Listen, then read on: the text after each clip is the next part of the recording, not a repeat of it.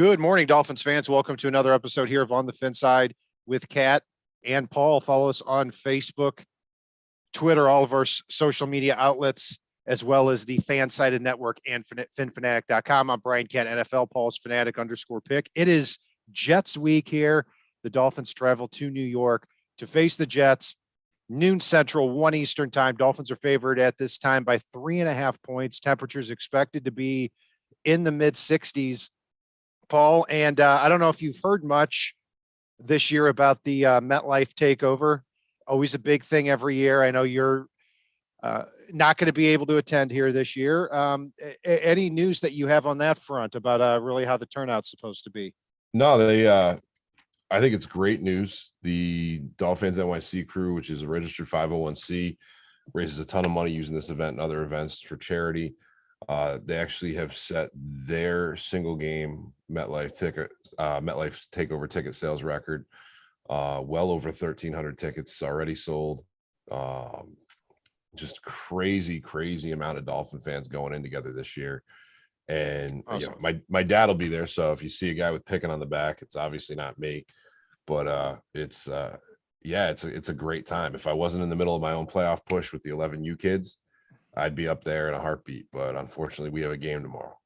I see. Well, good luck in your game. And I one of these years I'm going to make it up. I'm going to the Bears game this year, so I am going to get to go to a game this year. And like I've always said, everyone knows about the jersey curse with me. If I buy a jersey, that player will fail. But if I go to a game, the Dolphins win. And I think they've won their last 6. And the last 2 of the most recent ones I went to, actually the 4 most recent ones, the Dolphins have won by at least 4 touchdowns. And it's not because, or at least 2 touchdowns, excuse me. And it's not because the Dolphins were great those years either. So, and actually my most recent one that I went to is when the Dolphins in 2019 upset the Colts when they were 1-9. So, needless to say, the Dolphins are going to beat the Bears this year in Chicago. But Paul, let's get to this game.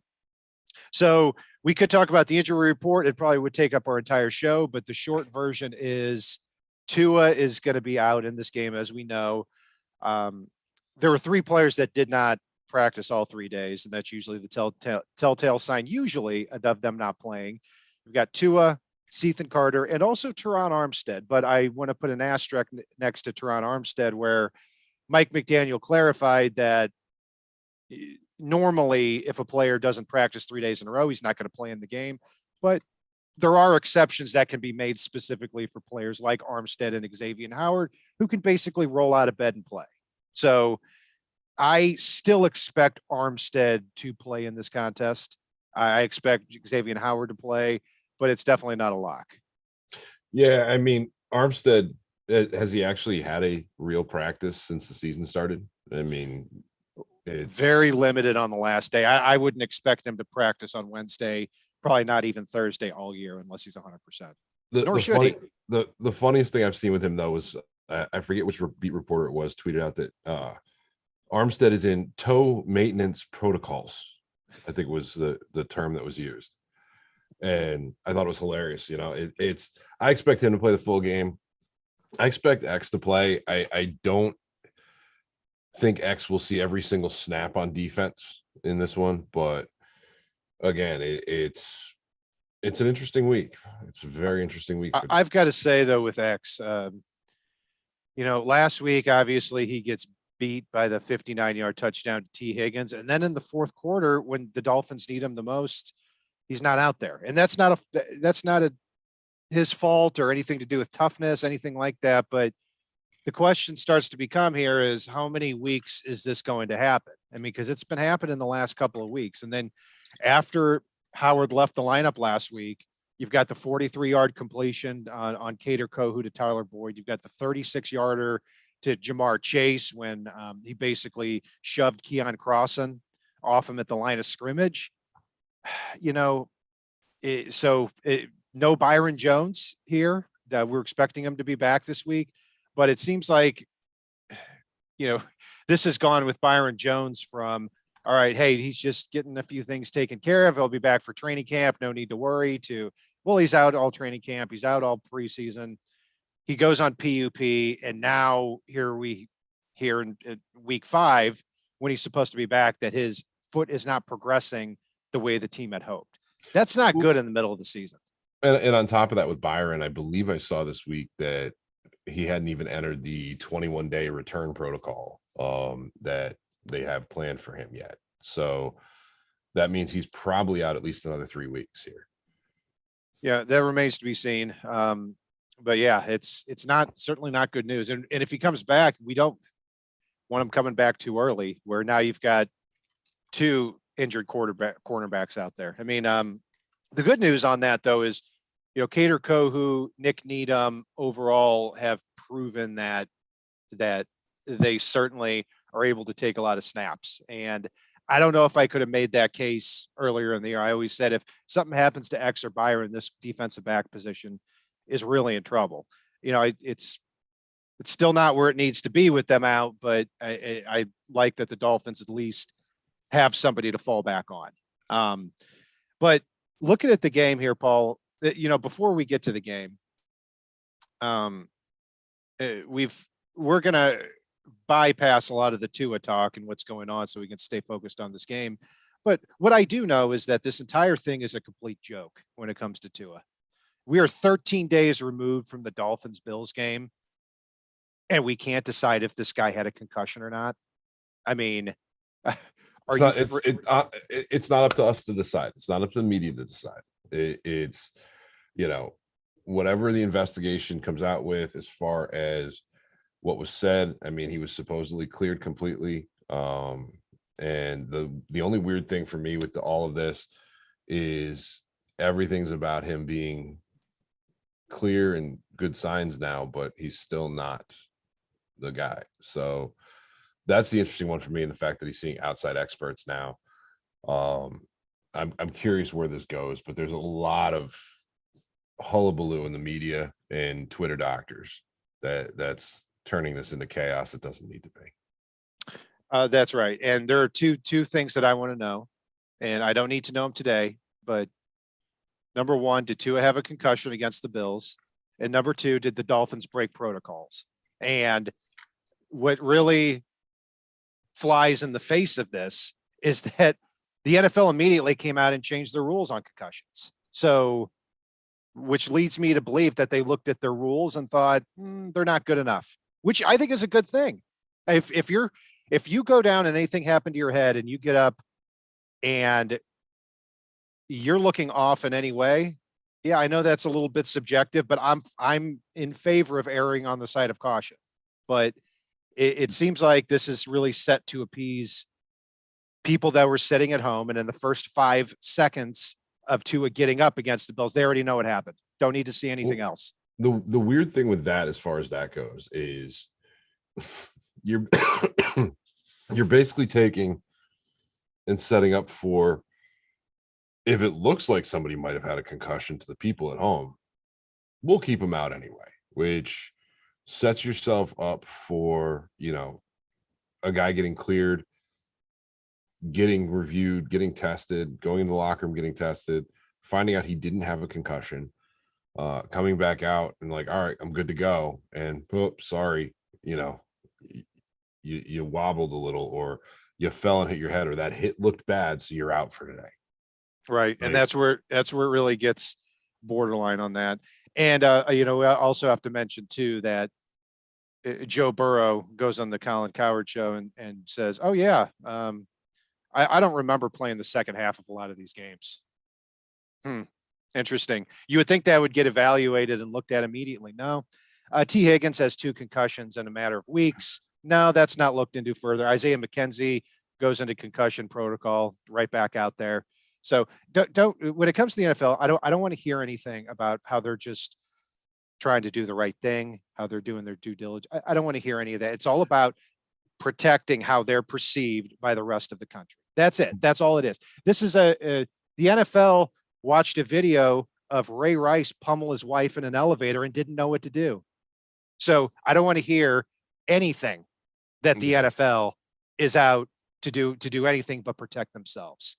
Well, that's the key there, is if the NFL is making rules to protect their optics, as far as that goes, their rules are going to look grossly incompetent no matter what they do, because it's going to be an overreactive rule that dials back and forth in the wrong directions on either side of things. Because the next one's going to be when 20 players get taken out of games in a weekend and the fans are upset. Now it's, ooh, we dialed it too far, and then they're going to dial it too low, and then you're going to have the concussions again, and then they're going to go, ooh, we're going to protect our players and start yanking them out of games again. And until you're actually 100% coming out and saying, like, look, we don't care about the optics on this, we don't care about this, we care about the players.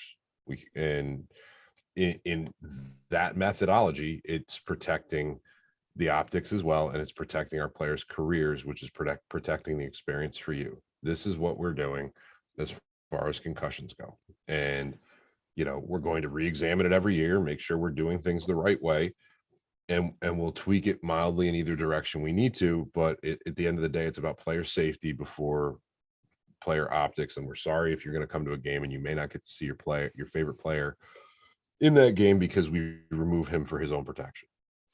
Yeah, I'm 100% for everything you just said. I, on the other hand, also look at the double standard over the last couple of weeks with Tua compared to other players, and why these other things are not being looked at more seriously. No, I've never. It looked bad with Tua, and it was on a national stage. That's correct. And yeah, I've always swam upstream too, saying that the NFL needs to soften the game a little bit, or else here we're going to be sitting here in 20 or 25 years, and you're not going to have enough people playing football. It's going to be watered down, and there may not be a quality sport left for us to enjoy. So I've always been in favor of that. Anyway, we've talked more than I've wanted to already about the whole Tua situation. He is out this week. Teddy Bridgewater is in. Teddy Two Gloves, baby. Teddy Two Gloves, yeah. And the timing is good because the Dolphins are entering a part of their schedule where, well, listen, I know it's the NFL and every game is not easy, but the Dolphins should be favored in their next 6 games. Okay. And this is one of them. The Dolphins are favored by 3.5. And this is probably one of the harder ones on their schedule because the Jets are 2-2. And not only is this a game here where if the Dolphins win, obviously they're 4-1, they stay number 1 in the AFC. But if they lose, they're 3-2 and they're 3rd in the AFC East. And more importantly, if you're a Jets fan, obviously the Jets have a better team this year than they've had the last couple of years. If you're a Jets fan, you're 3-2. You're ahead of the Dolphins in the standings. If I'm a Jets fan, I start looking at that and saying, okay, we could start seeing the light here at the end of the tunnel. Yeah, that's possible.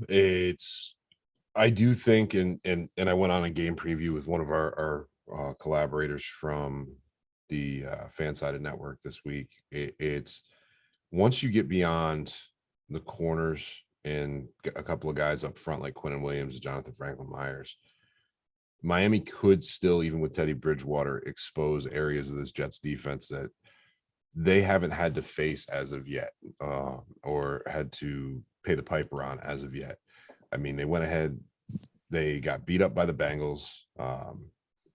They played the Steelers, which the Steelers are not good right now. The Browns, which whatever, and then they got whooped on by the Ravens. They have not had to cover a receiving core, even with the injuries that Miami has, like the Dolphins, as well as their linebacking core is horrible in coverage. And you've got Chase Edmonds, who is a very good receiver out of the backfield. Raheem Mostert, who has torn the Jets to shreds in the past. This is a good week to get Mike Gesicki and Durham Smythe rolling here, even though you've got Sauce Gardner and I'm totally blanking on DJ Reed is their other cornerback as the other corners. And they're going to have to be on that island against 2 very fast, very speedy receivers. And if you move Tyreek or Waddle into the slot, that could be interesting if they don't end up on them. One of them ends up matched up with one of the safeties or linebackers potentially, or that safety help isn't there over the top. There is the opportunity here for Miami to expose the holes within this Jets defense. Yeah, I think in the secondary, Sauce Gardner and DJ Reed, I mean, they spent a lot of resources on them. Sauce Gardner, 4th overall pick this past year. I had him as the best player in the draft. I thought that much of him because somebody who's 6'3", 190 pounds, didn't allow a touchdown in college, and now he comes into the NFL, looks like a complete natural. I hate seeing a player like that go to the Jets, but I think he's going to be a great pro for a long time. And had a lot of confidence this week talking about Tyreek Hill, saying I've played against Jameson Williams in college, and I have some tricks up my sleeve for how to defend that. Jameson Williams is not Tyreek Hill. That's was going to be my next comment. I love Jameson Williams, but Tyreek Hill is a different animal. Now, a couple of things about the Jets defense is this is not a defense that blitzes a lot, and it's a very heavy zone defense. So the thing is when you take a look at what Tyreek Hill and Waddle bring to the table is the difference of what these heavy zone defenses see throughout the year is that just about every other wide receiver combo, you can pull that off, but you don't have two receivers that can outrun both the cornerback and the safety on a given play. So that's in the middle of that defense. You've got at safety, you've got a very good tandem there with Jordan Whitehead, and I'm blanking on the other safety's name there. But neither one are known for their speed. And if you can get past those cornerbacks, and you're going to do that because these cornerbacks they're going to play up further. They're going to hand the receiver off to the safety a lot, but that's where there can be some complications. If you get into a situation where Teddy Bridgewater is well protected, and now Hill and Waddle, what's up? LaMarcus Joyner, who had a great week last week. He had 2 interceptions and should have had a third one. A veteran, former second rounder out of Florida State. Thank you for that. But if you get Hill and Waddle in situations where Bridgewater is protected well, and now they're heads up on the safety, yeah, you can go over the top frequently, which we saw last week when Tyreek Hill got loose for 65 yards. Yeah, and you look at the last 2 games alone for the Jets, right?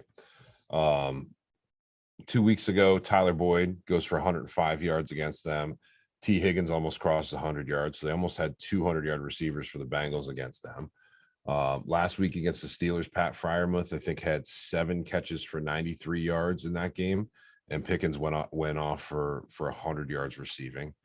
Against the Browns, it's, Amari Cooper has 100 yards receiving on 9 receptions. So you can beat this team with wide receivers. We should see Cedric Wilson back this week, which should be an interesting get to have out there. And, between Pickens and Freiermuth last week, they had 13 receptions for almost 200 yards. And I hate to say this, but even a not fully healthy Jalen Waddle, Tyreek Hill, Mike Gesicki, Cedric Wilson, and Durham Smythe, I'll take over a lot of what they've faced thus far this year. Yeah, I'll say that. I'll also say too that in their 2 losses, they faced Joe Burrow and Lamar Jackson, which Teddy Bridgewater is not. But the other part of that too, and look, it's easy to look back in the Bengals game and think about the game losing interception. It's still debatable if that was Gesicki's fault or Bridgewater's fault. I've seen enough of the play to know that Bridgewater at least did not make a great decision on that. Because it was supposed to be a hot route, and Gesicki just didn't. It wasn't a complete miscommunication. There had to be some feeling out, and Bridgewater didn't do that well. But they also only scored 9 points when Bridgewater got in with 5 minutes left in the second quarter. But I will say this: even with 9 points, the Dolphins, from 5 minutes left in the second quarter when Teddy got in, they put up 282 points of offense. And this was a back and forth game. This was a close game the whole time. So this wasn't a junk points type of situation. So yeah, you've got to do better than 9 points in 2.5 quarters. There's no doubt about that. But this wasn't the same situation as when Jacoby Brissett was there last year for the Dolphins, where it's 3 and out, punt, turnover. And then late in the game, they score 2 touchdowns and the stat sheet looks good. They moved the ball last week still. So there's some comfort in that. No, they did. And this isn't the Jacoby Brissett coming into a ridiculously stupid and dull vanilla offense where Jacoby's diving up the middle for no reason on some plays. So no, I really do like Miami's chances on offense, especially given the protection we've seen from this offensive line the past 3 weeks or 4 weeks. It's the offensive line has really dialed it in here as the season's moved along, despite having Austin Jackson out at right tackle, despite the fact that Teron Armstead only plays on the weekends. And really, they need the offensive line to handle Quinnen Williams and Jonathan Franklin Myers, who always plays up against the Dolphins. Yeah, and it's a little different this year with the Jets because really over the last 2 or 3 years, and the Dolphins have won their last 4 against the Jets and 8 of their last 9. The Jets have never had pass rushers that could do anything against the Dolphins. And this year, it's not great, but they do get Carl Lawson back, who has been on the field, who's created some pressure. He was their big ticket free agent last year, but got hurt on the first day of training camp. They also drafted Jermaine Johnson in the first round. He had a sack last week. Yeah, I mean, Greg Little's got to play way better than he played last week. I mean, it was, like I said, very Austin Jackson-y last week when it came to Greg Little. There were 3 or 4 just embarrassing snaps. But overall, for the season, I'm encouraged with what I see with Little, projecting to the future. Brandon Shell is on the practice squad. I expect him to be promoted to the active roster for this game here today. Or I expect him to be promoted today for the active roster tomorrow. That's just a guess. Because my understanding is Larnell Coleman has already been activated 3 times. So they're going to have an 8th offensive lineman there. Yep. And I think Shell might get on the field sooner rather than later if Greg Little doesn't pick it up in this game. I don't hate it. Shell's been a solid offensive lineman throughout his career, even if not spectacular. And, I know he's a guy that when God, I forget which year it was he was drafted, we both talked about extensively leading up to the draft that year as somebody that could be a potential target. And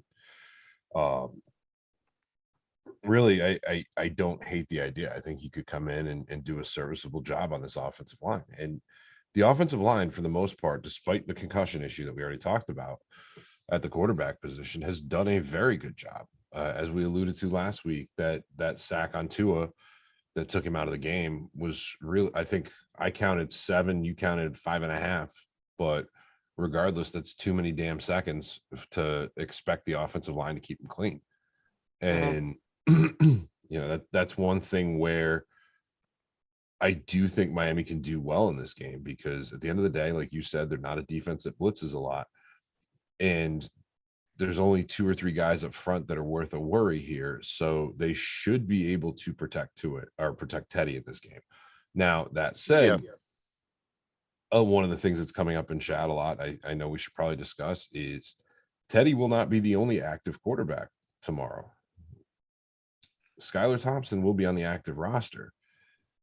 What does it take for you, Kat, to say, you know what, let's see what the kid has in this game? Yeah. I'd say there's 0% chance he gets in the game. It would have to have an injury. And I'm not saying that Skylar wouldn't be able to surprise people or handle it. And I'm not saying that, hey, if 2 is out for the next few games, that we won't see him at some point. You paid Teddy Bridgewater $6.5 million to be your backup quarterback. I don't see a scenario where they, after a few quarters of football, say, no, we made a mistake. It's not going to happen. That's just my guess. Now, there's 2 scenarios for me where I would consider it if I'm Mike McDaniel. Scenario 1 is Teddy comes out. Well, obviously the injury scenario is one as well.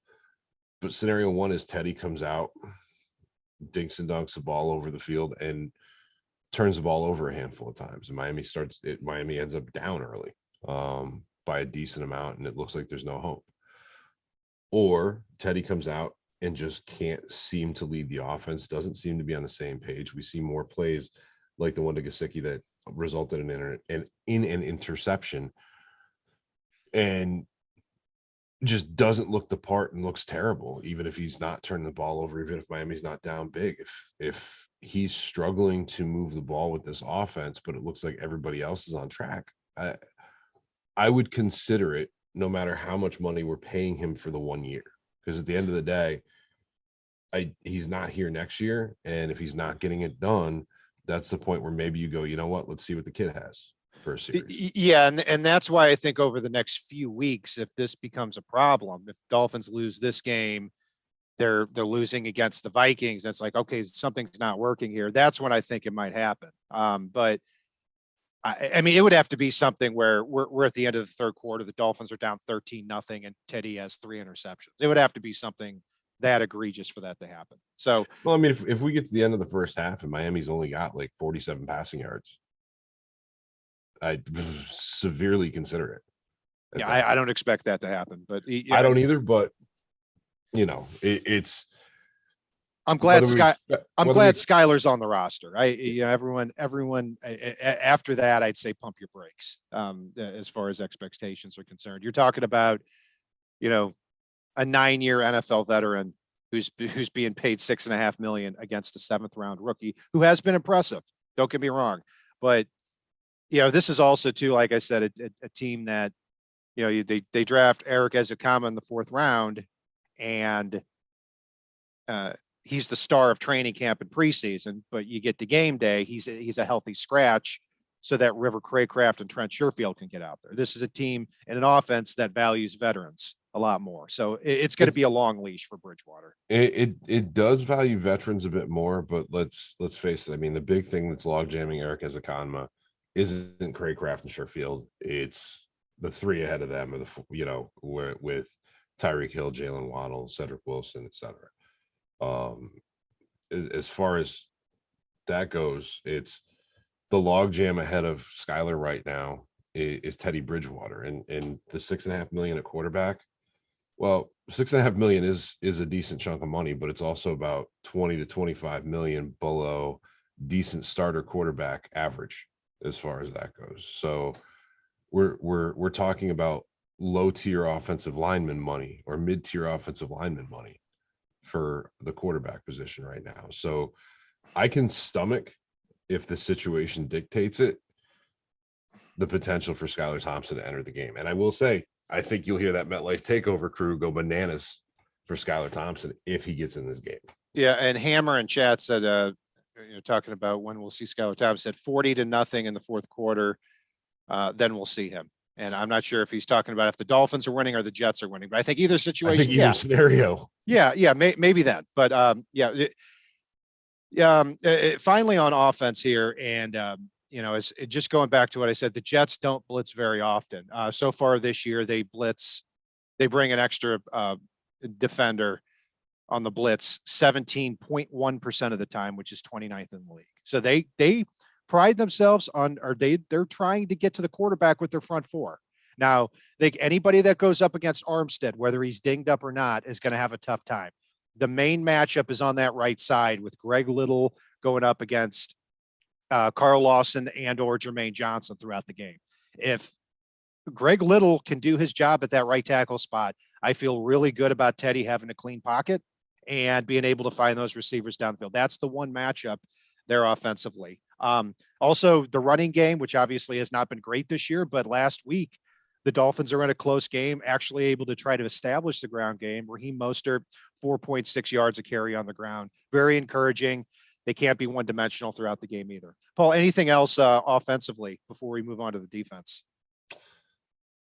Not fully, no. Gotcha. So defensively, plain and simple, if the Dolphins create pressure and Zach Wilson does not have all day to throw, the Dolphins are going to win this game. And I know you can say that pretty much across the board in every game where, hey, if your defensive line destroys the other offensive line, you create turnovers, you're probably going to win the game. But it's really important in this game. I mean, just some simple data from this. According to PFF here last week, Zach Wilson dropped back 37 times. In 13 of those dropbacks, he was either sacked or pressured. His stats on those 13 dropbacks, 2 for 12, 37 yards, 2 interceptions, a sack, and another one that should have been intercepted. So I look at Zach Wilson and say, look, I certainly see the arm talent. I didn't quite understand why he went second overall, but yeah, he's got an arm. There's no doubt about that. And when he gets time to throw, it can look really pretty. And he's got 3 receivers in Corey Davis, Garrett Wilson, and Elijah Moore, who against these Dolphins defensive backs, especially if Howard is hobbled, have an advantage. But I still go back to Zach Wilson, in my opinion, being unplayable when he is under pressure. Yeah, and he should be under pressure in this game. I mean, Dwayne Brown may be activated this afternoon from injury, and if so, he may be reinserted in the lineup. But Mekhi Becton, IR, George Fant, out hurt. Max Mitchell out hurt, and what was looking to be a very good offensive line is now piecemealing all over the place. I like Elijah Vera Tucker right now is finished the game last week at left tackle, may end up playing right tackle. McGovern is one of the worst protecting centers in the league.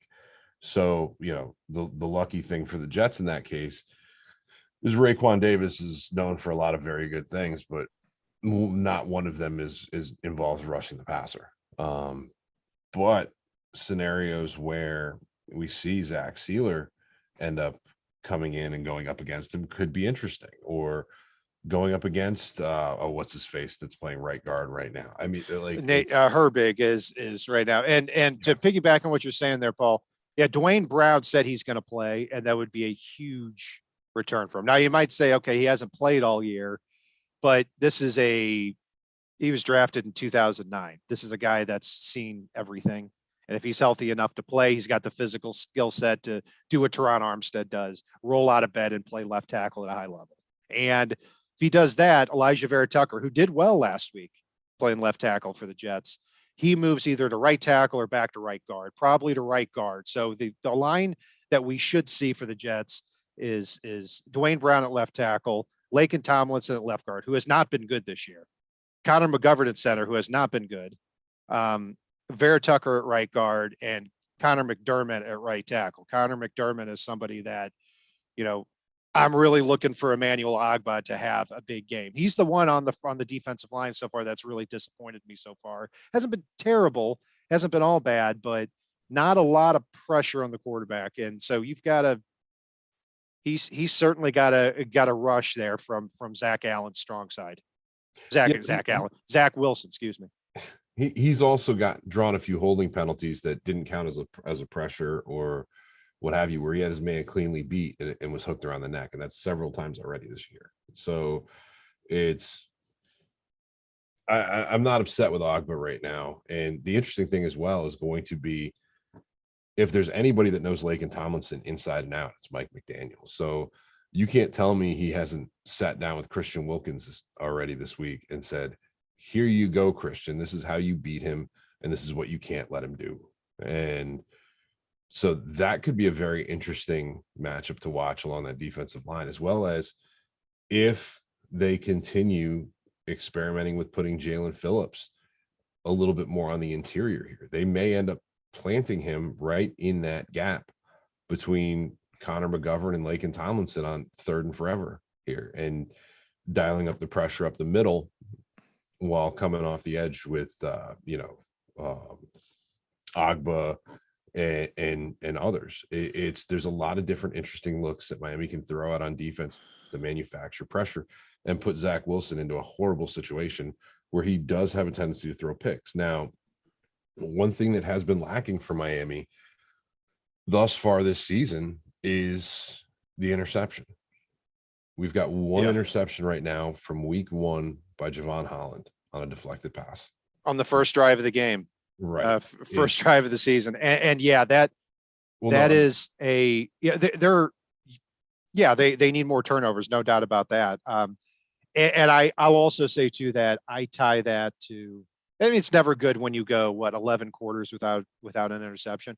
I will say that I think that's more reflective of playing Lamar Jackson, Josh Allen, and Joe Burrow. Well, no, the point I was getting to there, though, Kat, is we've gotten our hands on a lot of balls and dropped them this season.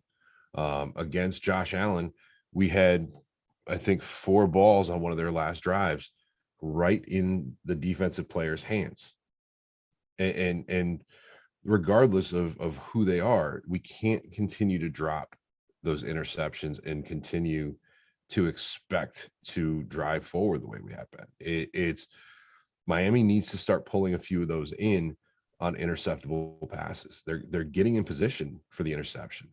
They're getting their hands on the ball and they're not bringing the ball in.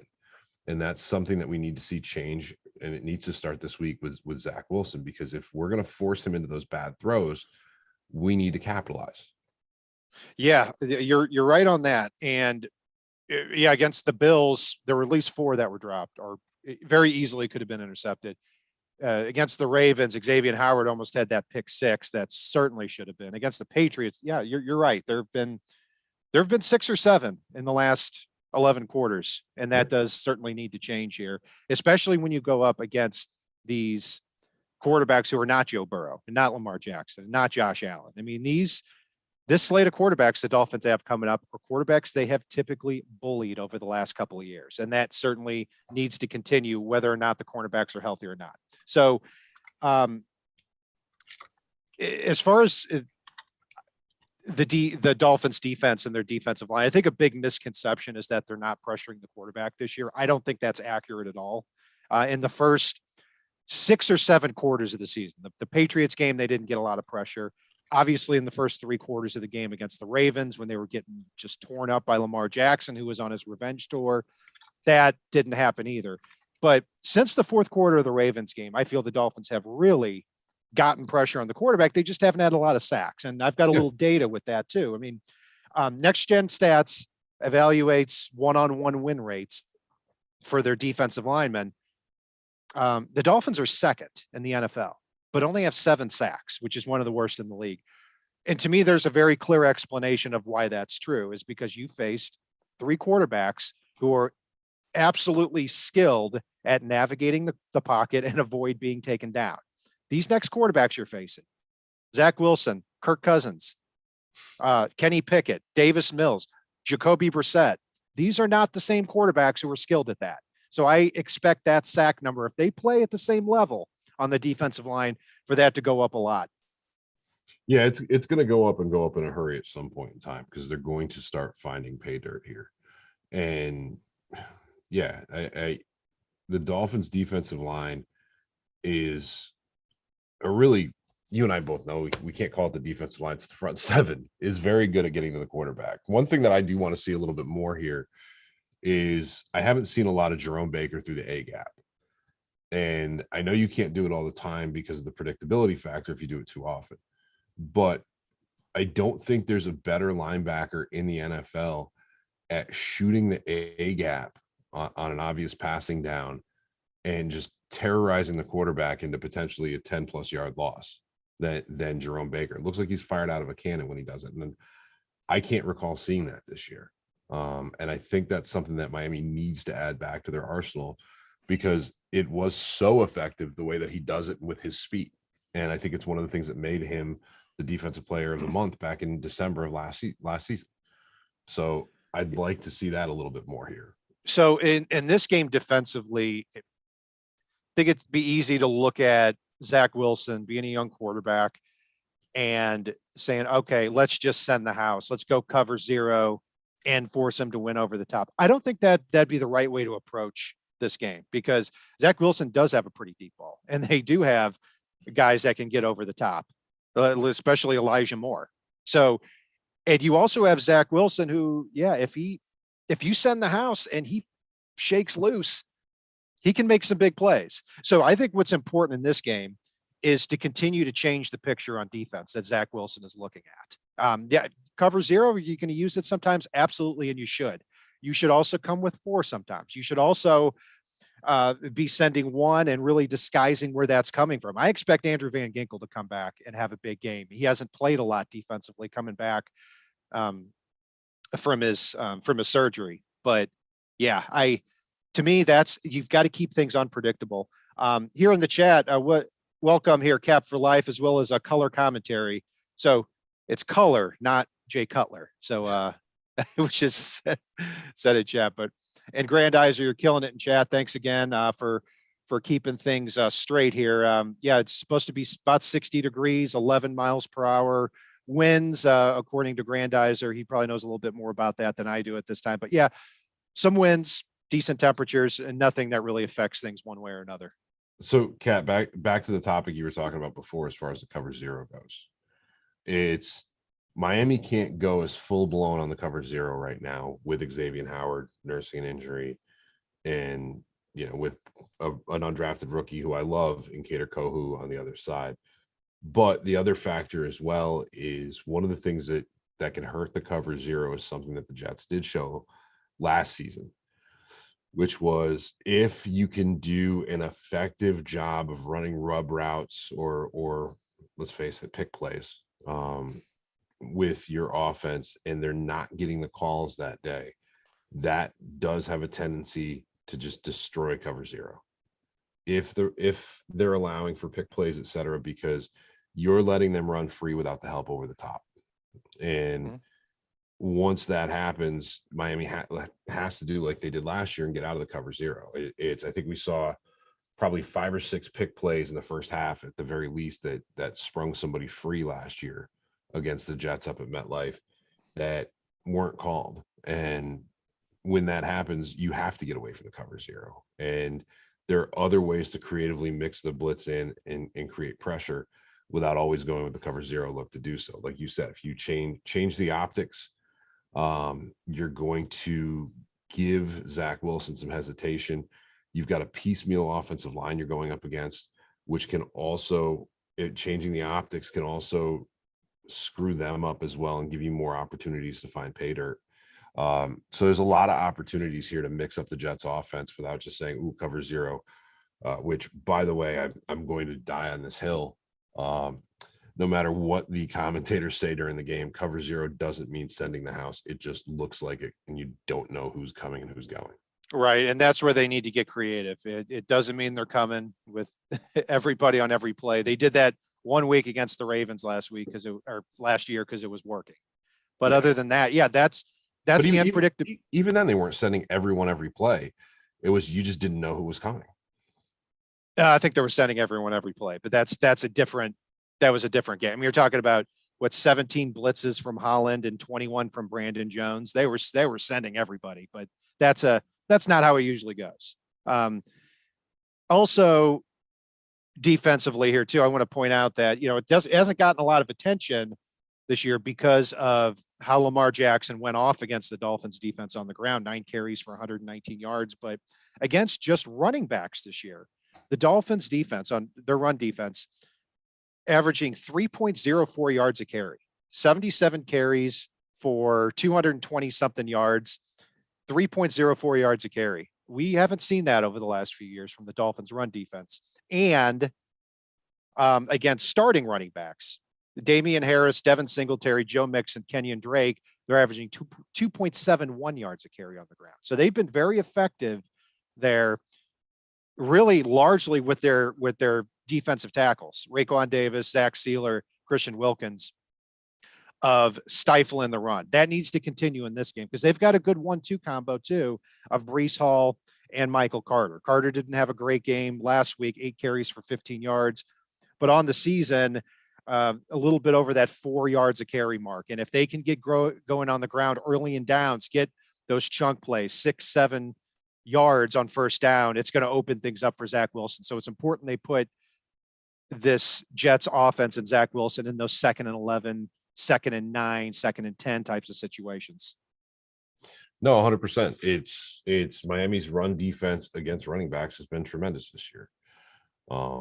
And really they should be able to stop the Jets. I don't think Breece Hall has really started firing on all cylinders like folks expected him to right out of the gate, which was an unfair expectation, even though he's been good so far.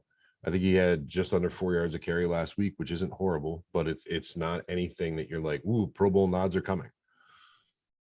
Yeah, absolutely. So, Paul, your prediction? I think Miami takes this one with their home game up north at the MetLife Takeover.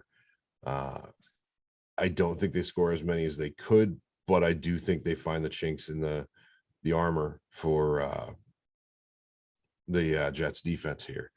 and I think Miami pulls it out 27-13, including a defensive score. For me, the team that gets to 20 points is going to end up winning the game. And I think that team will be the Dolphins here. This defense, even with the injuries in the secondary, have been battle tested. They've had to prepare for really quality quarterbacks over the last 3 weeks. And, last week against the Bengals, the first drive was so easy for the Bengals. And then after that, aside from the Xavier Howard touchdown allowed, I really felt there was a time frame between that first drive and the end of the game in the fourth quarter where they had Joe Burrow figured out. And you look the week before, Josh Allen scores 19 points with the Bills offense. It hasn't been all great with the Dolphins defense. They're allowing a quarterback rating of 106.6. They've dropped interceptions. A lot hasn't gone right, but I think they're ready to feast at this point of the year on these quarterbacks. I see the Dolphins taking this one down 21-10, and I'm going to go with 2 interceptions here on defense. So anything else jump out from chat? Anything else on your mind before we call it a day? No, that's good luck to all the folks at the MetLife Takeover tomorrow. Hopefully the Dolphins pull down that win. I won't be watching live. I'll have to watch it recorded after the fact. But I'm excited here for this one. I think this is a chance for Miami to get back on track after last week and get back to their winning ways that we're expecting from them this year. And like I said, good luck and stay healthy. And if you're going to be at the game or you're in New York tonight, they're going to have a pre-party tonight at Slattery's Midtown Pub in New York City. And then they're going to have a huge tailgate out in the bus lot tomorrow. I can't wait to hear those Let's Go Dolphins chants over the TV and listen to the announcers be surprised like they are every year. And that's going to do it for our breakdown of the Dolphins Jets matchup here. We'll be sure to join you on Sunday night as usual with grades and evaluation of everything that happened. Be sure to join us on Facebook, Twitter, the FanSide Network, finfanatic.com, and all of our different social media outlets, as well as iTunes. You can check us after the show if you can't join live. I'm Brian Cat NFL on Twitter. Paul is Fanatic _pick. And if it's not on the right side and it's not on the